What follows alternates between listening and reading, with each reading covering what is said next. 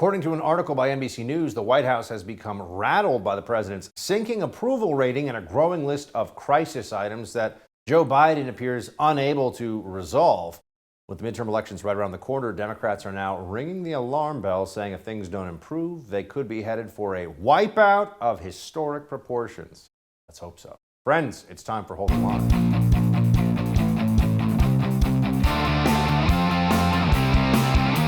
Welcome to Hold the Line. I'm Buck Sexton. Biden's had a rough presidency so far, folks. No way around that. It's now looking more and more obvious to everybody it's actually a catastrophe. Build back better, which never even happened. If it had, would have actually made things worse. You've also got, I'm not going to shut down the economy. I'm going to shut down the virus. Didn't shut down the virus, but certainly done plenty of damage to the economy. And people are figuring this out. Not just people like me who are Republicans who knew that Joe Biden was an imbecile from the start. I'm talking about independents, swing voters, the people who will look at the results of a Biden presidency and say, yeah, I don't want any more of this kind of stuff. And the Democrat Party, of course, goes along with them because they're in charge. And we've got a midterm election coming up. How is it looking for Biden as we approach this critical midterm election? Well, 538 has pulled together an aggregate of polls to show that 54% disapprove and only 40%, 40.8% approve, which is near an all-time low for any president. So here we are. You'd think, given what they promised us, that Joe Biden would be taking victory laps, but instead you have the media running out of options for defense of this administration. They don't even know what to say. NBC News had a story over the weekend that you have to read to believe because there's so much in there about a White House in disarray, about a commander-in-chief who seems befuddled by the most straightforward situations, who has to have his staffers clean up his messes on a regular basis, and then who gets aggravated with them because they try to help clarify some of the comments that Biden has made. This is from NBC News. Crises have piled up in ways that have at times made the Biden White House look flat-footed. That's generous. Record inflation, high gas prices, a rise in COVID case numbers, and now a Texas school massacre that is one more horrific reminder that Biden has been unable to get Congress to pass legislation to curb gun violence. Democratic leaders are at a loss about how he can revive his prospects by November when midterm elections may cost his party control of Congress. You don't say. This is NBC News saying, wow, yeah, it's really been tough for this Biden administration. I guess it's kind of hard for Joe to deliver on all those things he promised. And of course, it's hard for Joe Biden. Joe Biden is an imbecile. We all know it. You know it. I know it. This is obvious. It's been obvious all along. This presidency was foisted on the American people through the conniving media, pretending that somehow Joe Biden wasn't, to call it past his prime, is far too generous. We all saw this coming. He was going to be a Trojan horse, a guy who's been in politics a long time. So the American people think he can't be that bad, right? It's Joe Biden. But actually, he's just a front man for a far left-wing agenda that has done tremendous damage to the country. And not just damage in rhetorical terms. It's not, oh, I don't like Biden's last speech he gave on, U.S. trade relations with Asia or something. No, this is stuff that affects people in their day-to-day. Like, for example, the gas price, $4.61 a gallon.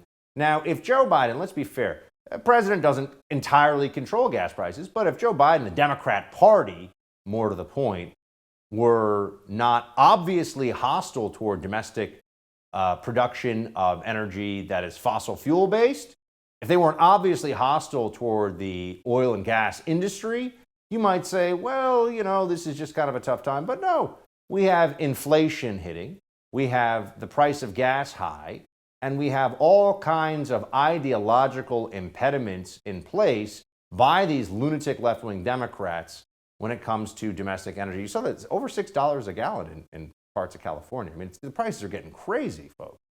And it's not surprising. And the price of gas started to go up right when Joe Biden took office. So what are they going to tell you? Oh, that's right. Whatever they have to tell you so they can stay in power, because these people are buffoons. They're incompetents. So here's Biden economic advisor Cecilia Rouse on those gas prices. And you guessed it, Russia's fault. He completely understands that, but let's be very clear that the increase in gas prices is largely, especially of late, due to Putin's war on Ukraine. And it is really important that Russia stop this war. And that is what the EU is trying to do by putting more pressure on Russia by cutting off part of his the reserves and the resources that he's using to fund the war, because they understand just how important this war is for preserving democracy and for protecting the EU going forward. Preserving democracy. That's right. The war in Ukraine is about preserving the democratic order in every other country all over the world, apparently. That's quite a statement the Biden administration keeps making about this. By the way, on the inflation issue, because, we have the worst inflation in 40 years. Yeah, look at that. Biden advisor Brian Deese, whoever this guy is, says, look, we're in a transition phase, folks. It happens. Watch. Where does the White House see inflation? Do you see it moderating? Is it going higher? Or do you see a slowdown? Well, I think where we are right now is in a transitioning from what has been a historically strong economic recovery to what can be more stable and resilient growth. Transition to that more stable. Biden was supposed to be the transition, as in he comes into office and we're going to have a great economy and everything's normal and stable and good. And that's what they were promising us, but that's not what happened at all. And nobody should have believed that in the first place, but people are unfortunately susceptible to the kind of propaganda that the Democrat-aligned media puts out there on a regular basis. Oh, back to that NBC. Speaking of which, back to that NBC News story. The president has also told aides he doesn't think enough Democrats go on television to defend him. A particular sore spot is his slumping poll numbers. He's mystified that his approval rating has dropped to a level approaching that of his predecessor, Donald Trump, ranked by historians, whatever that means, as one of the worst presidents in history. Biden is mystified. Nobody else is mystified. Everybody else understands exactly why this guy's president is in the dumpster. And the dumpster has gasoline poured on it and is already on fire. That's what we're actually dealing with right now. But somehow Joe Biden is like, what do you mean they think that I'm not doing a great job? And he's now apparently telling his staffers that they shouldn't speak out to clean up his verbal messes that he makes, and that he's the president and there needs to be a greater respect of that. But they realize this guy is completely out of his depth, always has been, was a mediocrity at best in American politics. The senator from Delaware, yeah, he did a lot of really great stuff. And now he's a president, and the American people are suffering, and the Democrat Party, which has been in charge for now going on 2 years, has made a mess of things. Not a surprise, folks, but the consequences are now what we're all seeing. We'll have more on this situation with former advisor to President Trump, Jason Miller, in a moment. Let's talk about protecting your online data for a minute. A lot of companies promise your privacy is guaranteed, but that's just not true. That's why you need a new privacy and cybersecurity application tool called Secure. It's spelled S-E-K-U-R. Secure is using proprietary encryption and offering secure instant messaging and email. With Secure, all of your communications based on servers and data centers hosted in Switzerland without using any of the big tech platforms. Privacy is a big issue now. Without real security, people can read your emails, messages, even your bank information. Secure will never mine your data and never ask for your phone number. You can send emails to your doctor, banker, lawyer, or anyone else with total confidence you're not being spied on by your internet provider or big tech. Secure is your solution to stop the constant theft of your digital identity. It costs only $5 for the messenger, only $10 for the messenger and email combination package. Go to secure.com and take back your privacy today. That's SEKUR.com. And use promo code BUCK for 25% off. We'll be right back with more. Hold the line.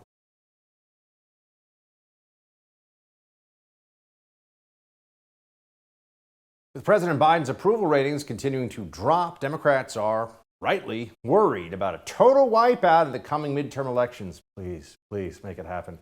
In addition to the potential red wave, President Biden is also reportedly upset that his predecessors' approval ratings are higher than his are at the same time in the first term of their respective presidencies.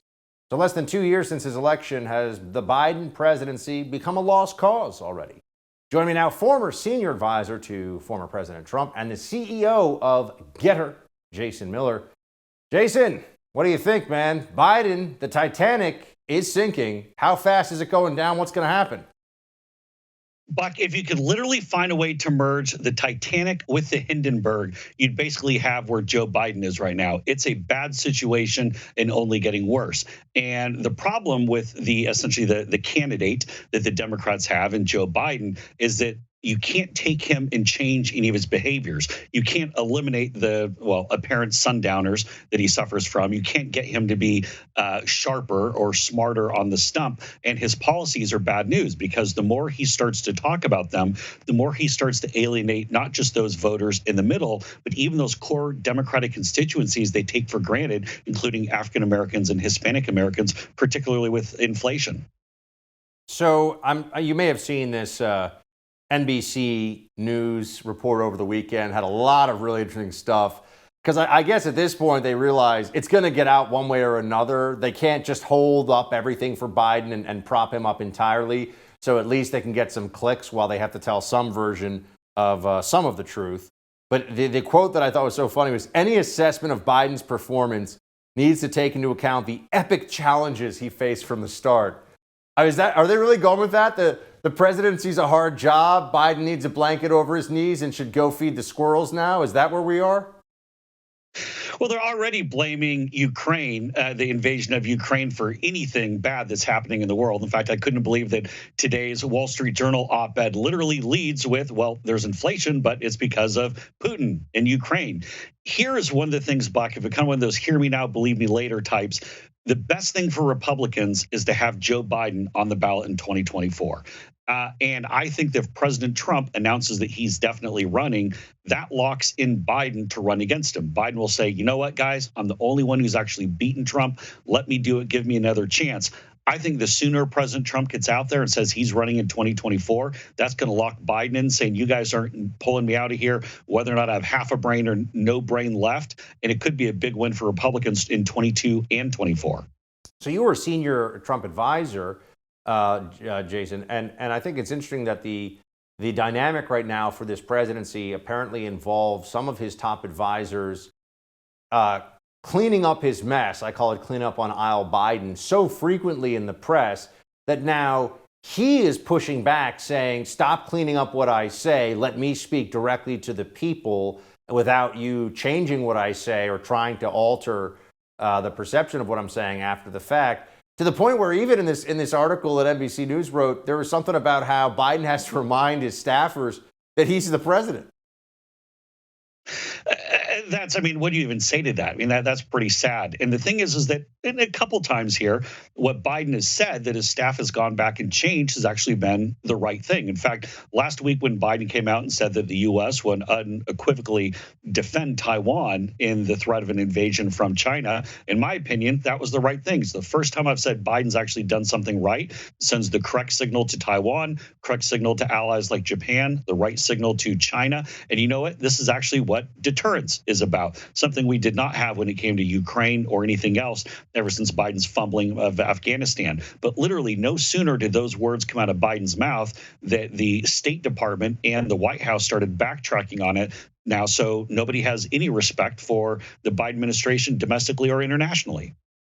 What do you think the playbook is here that they're going to try to run? I mean, the polls that we could show are pretty stunning. And in fact, Biden has already been expressing concern about the losses that he's taken with support from suburban women, the demographic that Democrats have really counted on in the Trump and post-Trump era to try to come to their aid at the ballot box. Suburban women turns out they're unhappy with baby formula shortages, the worst inflation in 40 years, and an economy that's on the brink of recession and the highest gas prices they've seen in recent memory. Turns out, a lot of women in the suburbs or anywhere else are upset with that.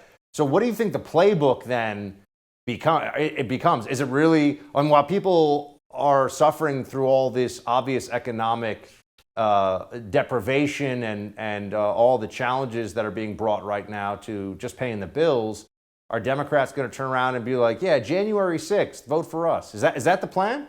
What's the plan? I think they're going to try to do that. I think they'll also try to rally around Roe v. Wade being overturned or likely being overturned based on that draft decision. But here's the thing, Buck. This is like being down by 2 touchdowns with only 1 possession left in the game. even if you score a touchdown, you're still going to come up short. And Biden's problem really is twofold. Number one, you can't teach an old dog new tricks. So it's not as though you're going to go get Biden to, as I referenced before, start being sharp or stop making fumbles or get him to do something that's kind of funky outside the box. He's well too far advanced in both his age and his career to do something new. The other problem, it's the economy, stupid. I got to tell you, Carville's line was absolutely genius from some 30 years ago. And it's the case, Biden cannot reverse this inflation trend by spending more money. And reflexively, the only thing Democrats know how to do is spend more money. Well, of course, you know this. You start printing more money without anything to back it up, but without anything changing. That's just going to make inflation worse. So I see this as being a dual-pronged problem for Joe Biden, and I don't see any way they can reverse course. If this is the absolute wipeout, the political annihilation that I don't want to get ahead of myself, but I'm certainly hoping it is for Democrats for so many reasons. I mean, for me, COVID alone and their approach to COVID should be justification for just a complete destruction of their power at the ballot box. But do you think that we could see a Biden announcement that he's not going to seek a second term if that happens? How do you see that part playing out? I would like to think so, but Joe Biden is one of the most stubborn people in politics. And this is one of the, we've seen little flashes of this from time to time where we see a little bit of the Joe Biden anger lash out. But that's where I think President Trump jumping in could force Joe Biden to stick around.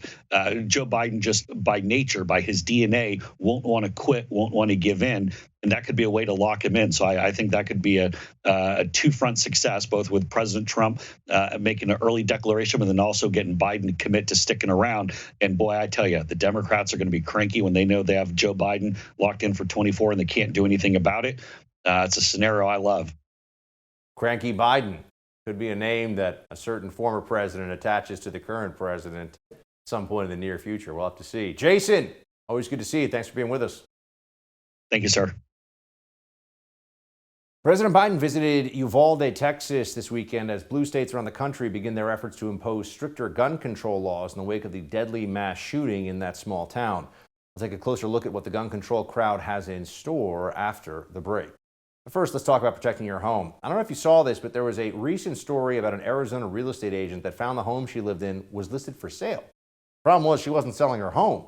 She was the victim of home title fraud, a devastating crime happening all over the country. According to the experts at Home Title Lock, the crime is incredibly profitable and hard to detect.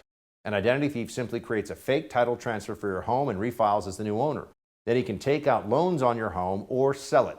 Typical identity theft services don't cover you, and neither does homeowners insurance. Home Title Lock does, however. Home Title Lock puts a barrier around your home's title virtually. The instant they detect anyone tampering with your home's title, they help shut it down, and they can help get your home back in your name. Here's what you should do now. Go to HometitleLock.com and read the testimonials from FBI agents and government officials. Then register your address to see if you're already a victim and don't even know it. And when you protect your home, tell them Buck sent you to get 30 free days of protection. HometitleLock.com. That's HometitleLock.com. And we'll be right back with more Hold the Line.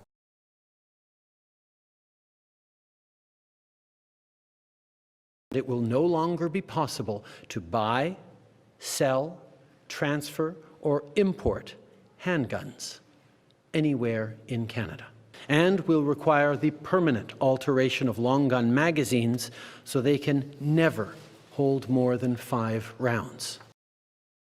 Prime Minister of Canada, Justin Trudeau, announcing his proposal to freeze handgun transactions. If passed, the law would make buying all short-barreled firearms illegal and impose a 5-round limit on magazines. Trudeau's not the only politician looking to make it more difficult to purchase firearms. Here in the U.S., at least 3 states are moving ahead with some form of gun control legislation. So is any of this actually likely to be effective in preventing the mass shootings like the one that occurred in Uvalde, Texas? Joining me now to discuss, President of the Crime Prevention Research Center, John Lott. John, thank you for being with us. It's great to talk to you again, Buck. Let's start with the Canada law, or expected law, if you will. You had Justin Trudeau saying this is what experts in law enforcement have been calling for a long time. He's a politician. He makes stuff up a lot. I get that. What's the reality, one, of gun violence in Canada, handgun sales in Canada and magazine limitations as a means of stopping violence? Well, Canada, since 1934, has had very strict regulations on handguns. You have to get a license to do that. Trudeau's father ended concealed carry in Canada in the mid 1970s. But there have been reports from the Royal Canadian Mounted Police, even with the registration and licensing of handguns that they've had, as I say, since 34, they can't point to any crimes that they've been able to solve as a result of registration and licensing. The people who have had handguns have been largely drug dealer type situations. And the notion that they're going to be able to stop drug dealers from being able to go and get guns is probably no more realistic than they've been able to stop drug dealers from getting illegal drugs to go and sell. It's not like drug dealers can go to the police and say, look, this other dealer stole my drugs. Can you help us get them back? They have to set up their own little militaries to go and protect that extremely valuable property that they have. And the notion that somehow if I could click my fingers and cause all illegal drugs to disappear from Canada and all guns, that illegal drugs wouldn't start coming back into the country and they'd be bringing in the weapons that they need to protect that very valuable property at the same time, just isn't very serious. What do we know about the history of magazine limitations? I mean, first of all, there are an estimated, as I've seen it, John, 20 million guns in Canada already. People have more magazines, gun owners have more magazines than guns usually. So you're talking about tens of millions of magazines already in circulation. And now they're saying there's going to be a 5-round limit in magazines, new magazines sold. I mean, they did something, I believe, similar to this in New York with the SAFE Act. What do we know about trying to combat mass shootings or gun violence of any kind by making it a crime to have a bigger magazine? Right. I mean, we had the federal assault weapons ban from 94 to 2004, where we had a limit of 10 rounds in a magazine. The SAFE Act in New York imposed a 7-round limit, but that was struck down by the courts. Look, I don't know if these guys know much about guns at all, but probably not. But a magazine is essentially a box with a spring in it. I've seen people with very simple machine tools create a magazine literally in less than 2 minutes from scratch.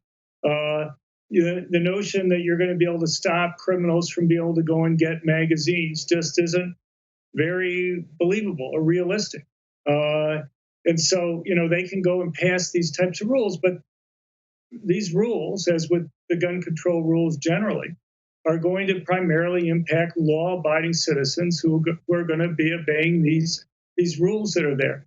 And when you're talking about magazine limits generally, I'll give you an example of how it affects law-abiding citizens. So let's say you're going to have somebody engaged in a mass public shooting.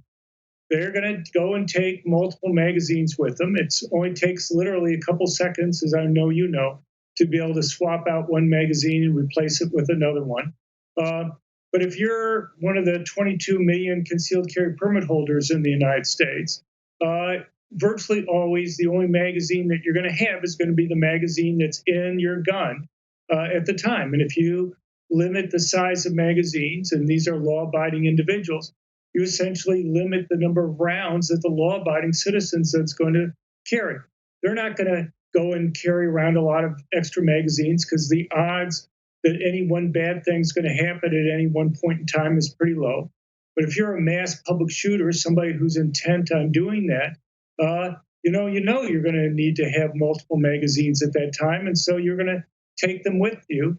And so really those types of rules, look, I want to do something about these shootings, but I want to do something that actually matters. And the thing is, these types of rules, whether it's things like background checks on private transfers of guns, the so-called universal background checks, or assault weapons bans, or what have you, they're not going to do anything beneficial. They could cause some harm. And I really wish we would go and concentrate on what I think is the central problem here, whether it's Canada or the United States, and that is these gun-free zones. You go and you make it so that guns are banned in a particular place, and that creates more problems because it actually creates a magnet for these people to go and do the attack. Somebody just has to read things like the Buffalo Shooters Manifesto. or read the diaries or other things. These guys explicitly go and target places where law-abiding citizens are prevented from being able to go and protect themselves. Whether it's the Canadian laws that are there, they're going to make it more costly and more difficult, or the types of proposals that are being talked about here. It's going to be the most vulnerable people who are going to be harmed, and it's going to just create more places where the criminals are going to have an advantage over the victims.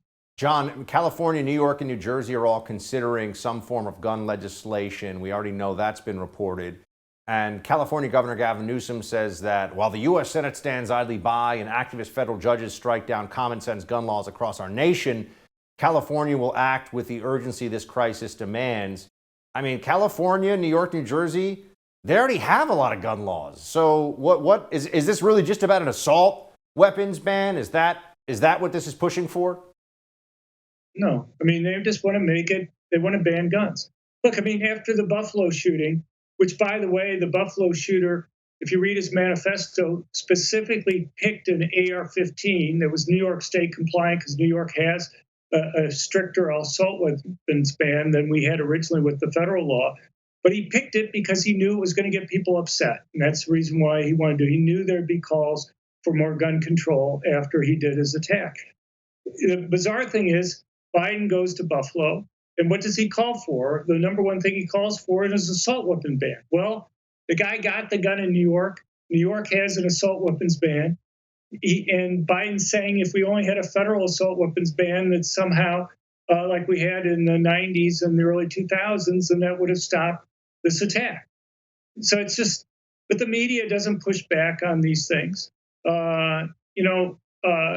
The number one thing that Biden normally refers to is background checks on the private transfers of guns. California already has that. New York has that. I wish one reporter would go and ask Biden, say, look, you mentioned this law proposal many times. Can you tell me one mass public shooting this century, just one, that would have been stopped if such a law had been in effect and it had been perfectly enforced? Because there's none.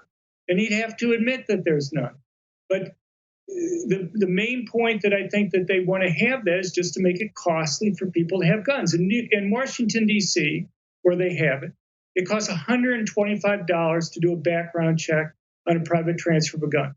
That may not stop you or I from being able to get a gun, but my research indicates the very people who benefit the most from owning guns, poor minorities, the people who are most likely victims of violent crime, $125 just for the background check might make the difference between whether or not they're legally able to obtain a gun to protect themselves and their families. And I just give you a simple example of how these laws purposely do that. Let's say, Buck, you and I were in Washington, D.C., and I'm going to give you 4 guns. It's just John giving Buck 4 guns. You would think just one person giving one other person 4 guns, it should just be one background check, right? No, they require a separate background check with a separate fee on each one. So for me to do that transfer, it's $500. California and other states. Well, it's like the New York gun permit situation where they charge you $300, then they make it $500, then they make it $300 when the NRA says they're going to sue. I mean, we've got a lot of issues here. John, appreciate your expertise on this, and we're going to talk to you about this more certainly in the weeks ahead. So thanks for being with us. Anytime. We just scratched the surface. People can find more at our website at crimeresearch.org, crimeresearch.org. Thank you. Crimeresearch.org. Go check it out. John, thanks so much. A New York Times survey is once again demonstrating the devastating toll the pandemic has had on children's mental health. We'll have more on that with the host of Counterculture on the Epic Times, Danielle D'Souza, when we come back.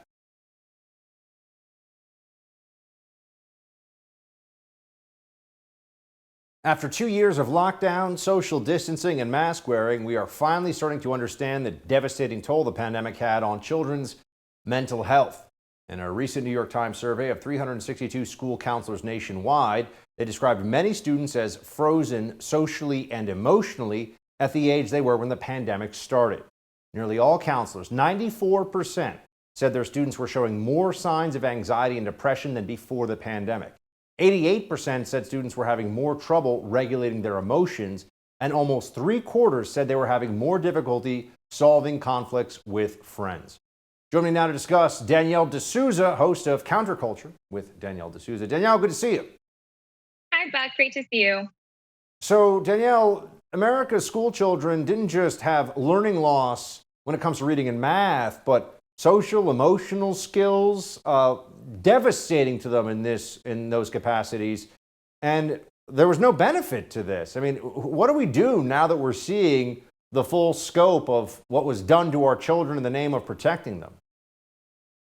This is pure evil. Honestly, our children were basically turned into these sacrificial lambs. They were thrown under the bus. And for what? As you said, for what purpose? It was literally only for the idiocy of the left so they could keep promoting these evil policies. And now even we see that kids who are in sixth grade basically have the emotional level, have the learning skills of a child who's in third grade. And a third grader basically has the skills of a child who's in first grade. They literally haven't been in school for about 2 years. So what does that tell us? That entire time of those couple years, how are they going to make that up at that age? That's such a huge difference. And I think parents are honestly done with it. Even in New York and DC and all of these left-wing areas, they basically decided they're not going to wear masks themselves. They're tired of this themselves. The vaccine passports they're sick of. And so why are they the ones who basically had to bear the brunt of this and have these long-term emotional depression, loneliness issues when the rest of us have moved on with our lives? This is from the New York Times article that finally took a look at some of these numbers, I think unfortunately far too late, and after the New York Times played, among many other major Democrat-aligned media outlets, played a huge role in creating the political momentum for these kinds of policies, including the school lockdowns and all the damage they did. This is from that article. Kids have the highest, this is quotes from counselors, kids have the highest level of anxiety I've ever seen, anxiety about basic safety and fear of what could happen. I've seen more physical fights this year than in my 15 years combined. The foundational skills for learning need to be retaught. I mean, that's devastating from school counselors. This is the New York Times reporting on it. Yeah, and the left, they act like they're the ones who care so much about mental health. They act like they're the ones who are just the nice guys, and AOC will make videos saying, oh, make sure you change into your PJs at night so that you have some good mental health. You can kind of distinguish your day from your night. And yet us on the right, sometimes we act like, oh, yeah, they're the nice people, but we're tough. And it's like, no, actually, we're the ones who care about mental health. We're the ones who actually care about kids and see them going through this. And not only when they're, lonely and locked up at home, but then they go back to school, they're wearing masks, they can't even see each other. And so we're the ones that actually care about, where these kids end up going in life, not only academically, but just as human beings. Here's a chart of the behaviors that are being observed now that parents, teachers, everyone is obviously so concerned about and should be. 86% of kids are having trouble focusing on classwork, 72% breaking classroom rules, 69% having trouble with time management skills, 58% having trouble collaborating with peers, and 52% skipping class. I mean, this is devastating. These are all dramatic increases, Danielle, that correspond specifically with the period, not only of school lockdowns, but just of the general politicization of COVID treatment of children with mandatory mask wearing, social distancing. I mean, I'm sure you've seen some of the videos, Danielle. They put kids in band class in school in like plastic actual bubbles. They had some people who had holes in their masks so they could play the clarinet as if that was going to keep them safe. Right. And I've even heard stories about, little boys on a basketball team, and the mom of him, tells the kids, hey, make sure you tattle on one of the other little boys. If his mask goes below his nose, make sure you turn him in. So in other words, turning them into kind of these little like socialist gulag enforcers where they're basically turning on each other and, you're afraid because your friend's going to tell on you, things like that. So they're not only sowing this culture of loneliness, but this culture of resentment, of basically making them into these little political pawns. And it's really sad. I mean, not only are they not learning, but they're not even learning teamwork. They're not learning how to actually play on a team. That's just one example, but it's really just so sad and disgusting. I mean, the emotional health chart, the data is showing, and again, these lockdowns did not keep kids safe. They were never necessary. There was no positive trade-off from this at all. That's what we also know now. 94% showing signs of anxiety or depression, 88% having trouble with emotional regulation, and 67% showing signs of low self-esteem. By the way, the social skills chart also looking really rough for children. 73% having trouble solving conflict with friends, 59% having trouble making new friends, 51% harassing peers online, and then a lot of fighting as well. I mean, this was all, many of us predicted this. I was going to say it's predictable. We said you're going to devastate children, and Democrats push for all this stuff. And I guess now we're supposed to forget they were wrong about everything and they really hurt millions and millions of kids. Yeah, well, you mentioned, harassing people online, things like that. And, honestly, that's what their kind of role models do. That's what AOC does. That's what the squad does. They basically make these videos. They go on Twitter kind of just complaining about things. And then they get all of the children, or should I say not even the children, it's their woke teachers, to march with them, to do these climate activist things. Of course, for those, they're fine to gather. They don't have to do any social distancing for those kinds of things. But that is basically this this youth culture they're trying to create, to turn them into activists, to make it so that their feelings are hurt whenever possible. And if they're at home, if they're not even around other kids, then all they're hearing are things that are coming from their woke teachers. And I think that's what has caused so many parents to start seeing, oh my gosh, is this what my child is learning? Because they're seeing it on Zoom, they're seeing it on online. And it has literally led to parents saying, this is horrible. They need to go back to school, but also what are the teachers teaching them?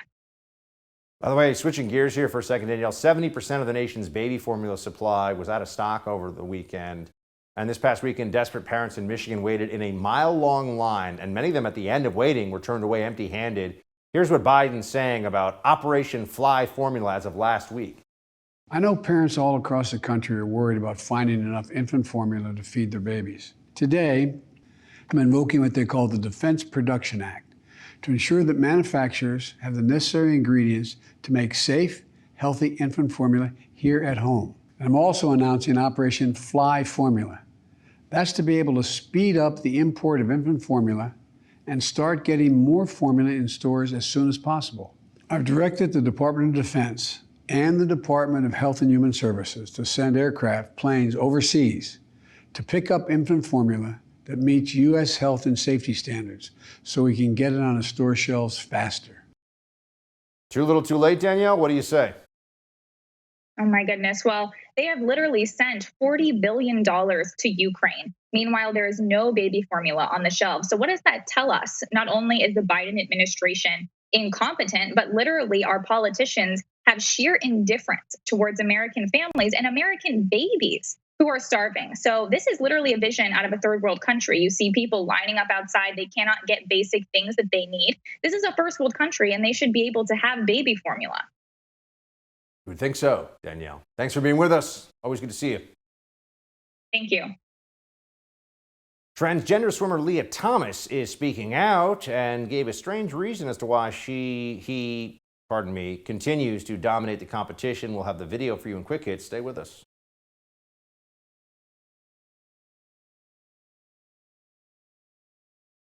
Transgender swimmer Leah Thomas offers an explanation as to how Thomas dominates the competition, and a jury hands down the verdict in the case of Clinton lawyer Michael Sussman. Didn't go as we would have hoped, folks. We got those stories in quick hits. Let's go. First of all, Leah Thomas, biological male, swimming in the NCAA championships against females, and won, which is a surprise to nobody because we all know that biological male would have a huge advantage over women. Leah Thomas is not a woman. Leah Thomas was formerly a different name and has now said that this individual has transitioned to being a female. That is not possible and it is not true, and she should not be, or he should not be, swimming against actual women. It's unfair. We all know it, but Leah Thomas doesn't care. Watch. There's a lot of factors that go into a race and how well you do. And the biggest change for me is that I'm happy. And sophomore year, where I had my best times competing with the men, I was miserable. And so having that be lifted is incredibly relieving and allows me to put my all into training, into racing. Yeah, so this individual claims happiness, and therefore the destruction of women's sports as we know it, which is happening before our very eyes, doesn't matter because Leah Thomas is happy now. Oh, okay. I guess the unfairness of this, the biological unreality of this is somehow supposed to be irrelevant. Okay, so the Clinton campaign created the Russia collusion hoax against Donald Trump. We've known that for years now, but the Durham probe has tried to get even more answers here. And Michael Sussman, who's a lawyer, was charged with lying to the FBI about representing the Hillary Clinton campaign when he was pushing the Russia collusion lie to the FBI. He was doing it, of course, on behalf of the Clinton campaign. But a D.C. jury, bunch of NPR listening libs, of course, I'm sure. D.C. jury found him not guilty. Here you go. Democratic lawyer Michael Sussman found not guilty Tuesday on the false statements charge of concealing his representation of Hillary Clinton's presidential campaign from the FBI while he pushed since debunked Trump-Russia claims to the Bureau in 2016. So, yeah, he got away with it, folks. Got away with it. Found not guilty. There you go. Whatever he was doing there for the Clinton campaign worked for them. What do you think the lesson is? Do you think they won't ever do this again? Kidding me? Hillary's trying to figure out how she could do this again the next election, which she still wants to run, by the way. Over at CNN, occasionally the truth kind of just seeps out by accident. Here's a CNN guest admitting the high gas prices are caused by less U.S. gas production. Wow, watch. Road trips are going to be way more expensive this summer. We now have 9 states where the average is $4.90 a gallon or higher, the latest being Arizona, Illinois, and New York. California now stands at $6.15 a gallon. As Pete mentioned, the national average $4.62 a gallon. That's up 44 cents from a month ago. The problem is that supply just cannot keep up with really strong demand as people travel more. The U.S. is not producing as much as it used to. Neither is OPEC. And so prices have nowhere to go but up. Yes, indeed. And then there was this, a climate change lunatic. Of course, there's so many of them because it's a religious belief for people who are too, in their own minds, they think they're too smart for actual religion. Smeared the Mona Lisa to protest climate change. Now, I know people would say, Buck, you shouldn't show this because, first of all, this guy's obviously a lunatic, but you shouldn't show this because he wants the attention. No, the point is climate change activists are basically all different degrees of crazy. These people believe the earth is going to melt unless we have some total government control of CO2 emissions. It's never going to happen. All these programs and policies they talk about, it's never going to happen. They're wrong, I'm right. I mean, we all know this, right? We'll come back in 10 years and we're going to see, oh, it turns out that Buck guy, everything he said was true, just like with COVID, by the way. But they're lunatics, and so we have to show that they're even willing to destroy the most famous painting in the world if they could, which fortunately they weren't able to because it's in a protective case, to get attention for their idiotic cause. Yeah. That's it for tonight's Hold the Line. The No Spin News with Bill O'Reilly is next. Shields high.